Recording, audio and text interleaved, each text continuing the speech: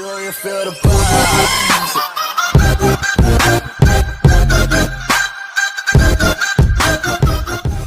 Assalamualaikum warahmatullahi wabarakatuh. Baik anak-anakku, mari sama-sama kita buka pembelajaran ini dengan membaca basmalah. Bismillahirrahmanirrahim. Baik anak-anakku, untuk pembelajaran kali ini kita masih melanjuti pelajaran minggu lalu, yaitu tentang bentuk muka bumi. Bentuk muka bumi ada yang berupa daratan, ada yang berupa perairan. Yang termasuk daratan adalah dataran rendah, kemudian dataran tinggi, kemudian gunung dan pegunungan, kemudian lembah dan ngarai, serta tanjung atau semenanjung.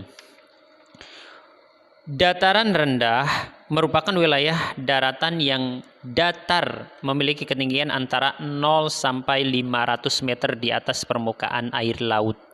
Dataran rendah cocok untuk areal pertanian, perkebunan, peternakan, perumahan, industri, dan perkantoran. Contoh dataran rendah bisa dilihat di halaman 18.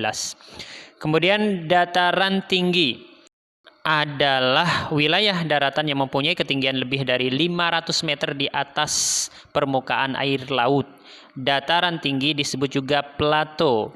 Beberapa dataran tinggi di Indonesia membentang sepanjang punggung pegunungan Bukit Barisan di Pulau Sumatera. Contohnya ada dataran tinggi Alas di Provinsi Nangro Aceh Darussalam. Kemudian yang berikutnya adalah gunung dan pegunungan. Perhatikan di halaman 19. Gunung adalah permukaan bumi yang menonjol lebih tinggi dari daerah sekitarnya, dengan ketinggian lebih dari 600 meter di atas permukaan laut. Gunung terbentuk karena gerakan kulit bumi. Rangkaian gunung yang saling menyambung satu sama lain, tinggi, luas, dan memanjang itu disebut pegunungan.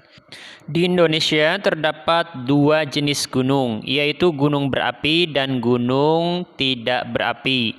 Gunung berapi merupakan gunung yang masih aktif dan sewaktu-waktu dapat mengeluarkan lahar panas.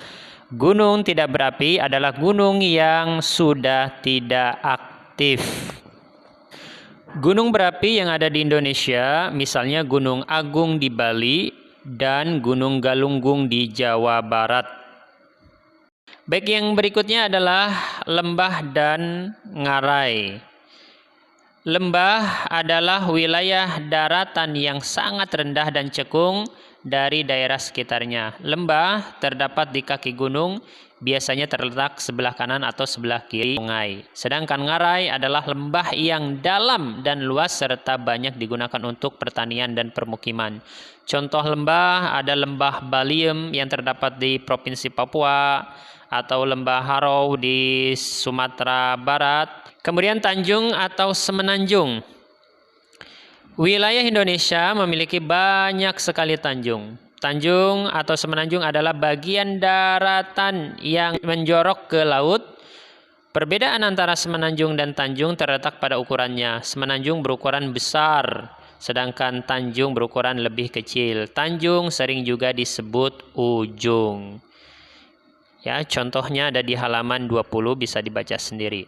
Kemudian wilayah perairan. Yang berikutnya adalah perairan. Wilayah perairan adalah bagian dari permukaan bumi yang digenangi oleh air. Sebagian besar wilayah Indonesia terdiri dari perairan. Wilayah perairan diantaranya adalah sungai, danau, rawa, selat, teluk, dan laut. Baik anak-anakku, mengenai wilayah perairan kita akan bahas pekan depan. Teruslah perbanyak rajin membaca karena banyak hal yang belum Pak Guru bahas di video ini. Mudah-mudahan sedikit ini bermanfaat. Nanti akan Pak Guru berikan tugas secara terpisah. Wassalamualaikum warahmatullahi wabarakatuh.